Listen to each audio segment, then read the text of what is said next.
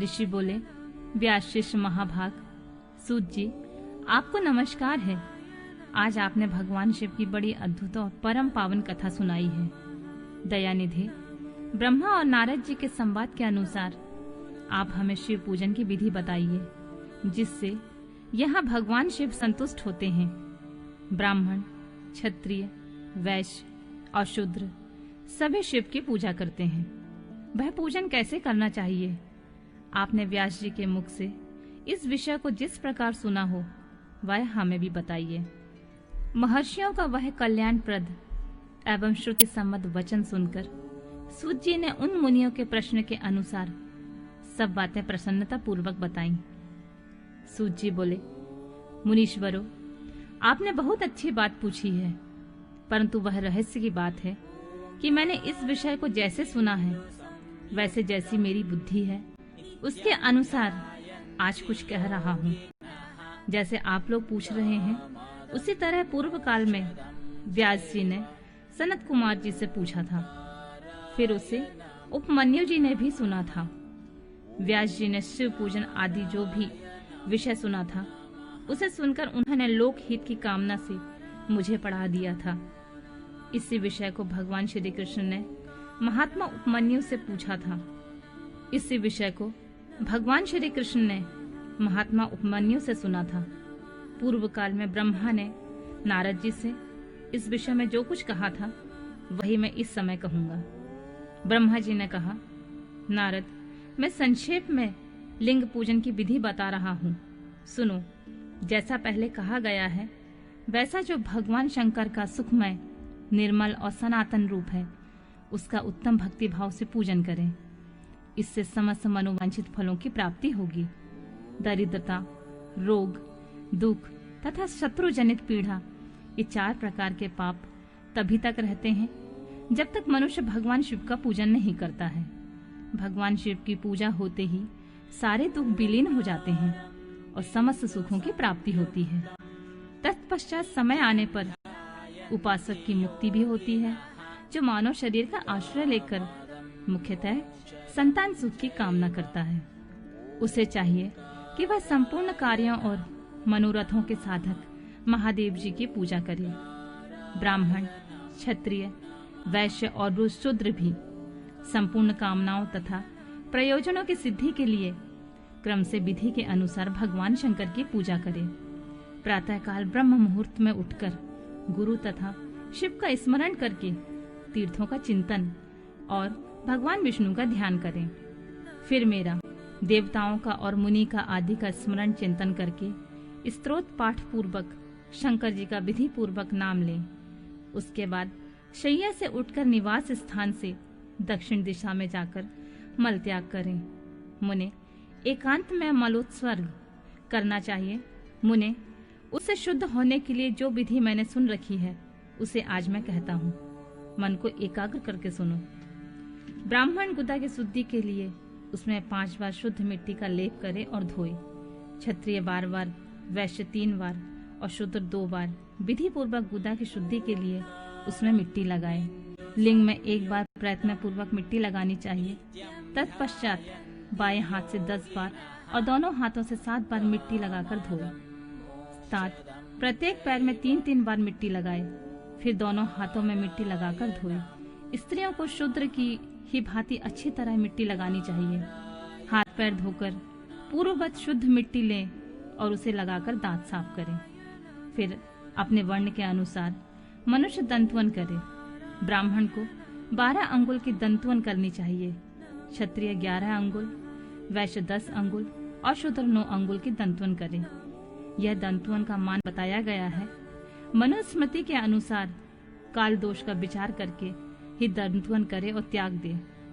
तात, षष्ठी, प्रतिपदा, अमावस्या, नवमी व्रत का दिन, सूर्यास्त का समय, रविवार और श्राद्ध दिवस, ये दंत धावन के लिए वर्जित हैं। इनमें दंतवन नहीं करना चाहिए। दंतवन के पश्चात तीर्थ आदि में जाकर विधि पूर्वक स्नान करना चाहिए। विशेषतः देश काल आने पर मंत्रोच्चारण पूर्वक स्नान करना चाहिए। स्नान के पश्चात पहले आचमन करके वह धुला हुआ वस्त्र धारण करें। फिर सुंदर एकांत स्थल में बैठकर संध्या विधि का अनुष्ठान करें। यथा योग संध्या विधि का पालन करके पूजा का कार्य आरंभ करें। मन को सुस्थिर करके पूजा गृह में प्रवेश करें। वहां पूजन सामग्री लेकर सुंदर आसन पर बैठें। फिर न्यास आदि करके क्रमशः महादेव जी का पूजा करें। शिव जी की पूजा से पहले गणेश जी की, द्वारपालों की और दिक्पालों की भी भली भांति पूजा करके पीछे देवताओं के लिए पीठ स्थान की कल्पना करें अथवा अष्टदल कमल बनाकर पूजा द्रव्य के समीप बैठें और उस पर कमल पर ही भगवान शिव को समासीन करें।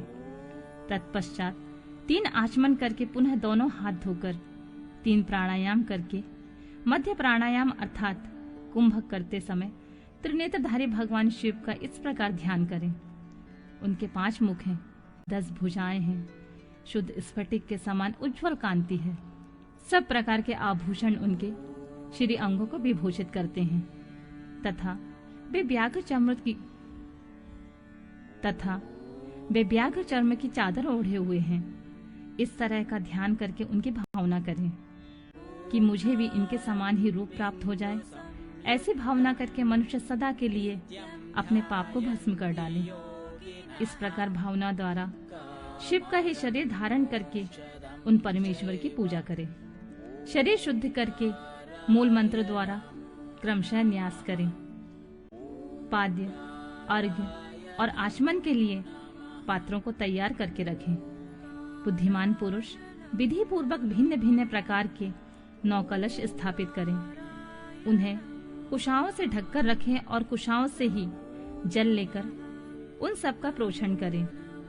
तत्पश्चात उन सभी पात्रों में शीतल जल डालें। फिर बुद्धिमान पुरुष देखभाल कर प्रणव मंत्र के द्वारा उनमें 99 द्रवों को डालें। खस और चंदन से पाद्या पात्र में रखे चमेली के फूल, शीतल चीनी, कपूर, बड़ की जड़ और तमाल, इन सब को यथोचित रूप से कूट पीसकर चूर्ण बना लें और आचमनीय के पात्र में डालें। इलायची और चंदन को भी सभी पात्रों में डालना चाहिए। देवाधिदेव महादेव के पार्श्व भाग में नंदीश्वर का पूजन करें। गंध, धूप तथा भांति भांति के दीपों द्वारा शिव की पूजा करें। फिर लिंग शुद्धि करके मनुष्य प्रसन्नता पूर्वक मंत्र समूहों के आदि का प्रणव तथा अंत में नमः पद जोड़कर उनके द्वारा इष्ट देव के लिए यथोचित आसन की कल्पना करें। फिर प्रणव से पद्यासन की कल्पना करके यह भावना करें कि इस कमल का पूर्व दल साक्षात अणिमा नामक ऐश्वर्य रूप तथा अविनाशी है, दक्षिण दल लघिमा है, पश्चिम दल महिमा है, उत्तर दल प्राप्ति है, अग्निकोण का दल प्राकाम्य है और नेतृत्व कोण का दल इंशित्व है, वायव्य कोण का दल वशित्व है, ईशान कोण का दल सर्वज्ञव्य है। उस कमल के कर्णिक को सोम कहा जाता है। सोम के नीचे सूर्य है, सूर्य के नीचे अग्नि है और अग्नि के नीचे धर्म आदि के स्थान है। क्रमशः ऐसी कल्पना करने के पश्चात चारों दिशाओं में अव्यक्त महत्व, अहंकार और उनके विकारों की कल्पना करें। सोम के अंत में सत्व, रज और तम, इन तीनों गुणों की कल्पना करें। इसके बाद सद्योजातम, प्रपद्यामि इत्यादि मंत्र से परमेश्वर शिव का आवाहन करके ओम वासुदेवाय नमः इत्यादि वामदेव मंत्र से इन्हें आसन पर विराजमान करें।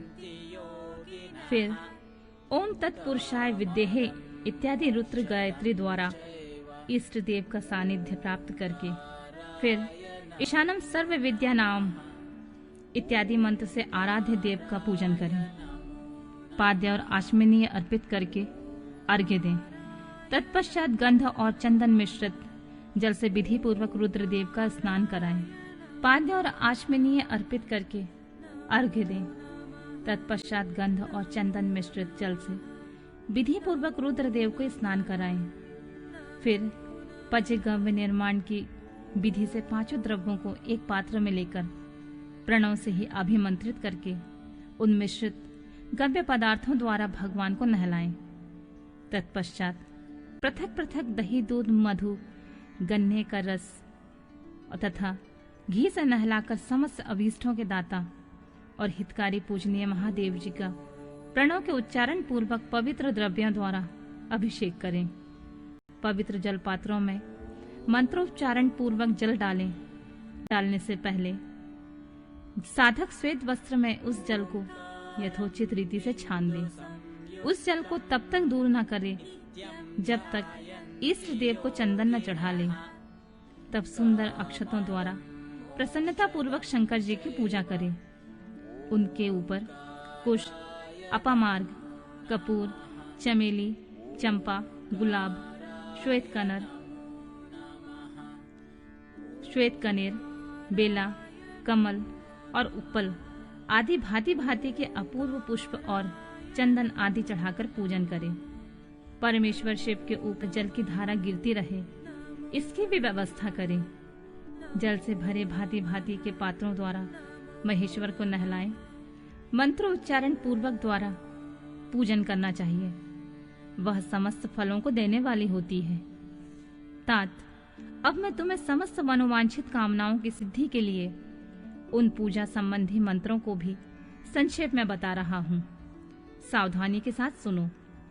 पावमान मंत्र से, वाम्यांग में इत्यादि मंत्र से, रुद्र मंत्र तथा नील रुद्र मंत्र से, सुंदर एवं शुभ पुरुष सूक्त से, श्री सूक्त से, सुंदर अथर्व शीर्ष के मंत्र से, आ, नो, भद्रायाम इत्यादि शक्ति मंत्र से, शांति संबंधी दूसरे मंत्रों से, भारुण्डय मंत्र और अरुण मंत्रों से, अर्थवीष्टाम तथा देवव्रत साम से इत्यादि महामृत्युंजय से तथा पंचाक्षर मंत्र से पूजा करें। 1 सहस्त्र अथवा 101 जल धाराएं गिराने की व्यवस्था करें। ये सब वेद मार्गों से अथवा नाम मंत्रों से करना चाहिए। तदंतर भगवान शंकर के ऊपर चंदन और फूल आदि चढ़ाएं। प्रणव से ही मुखवास अर्पित करें।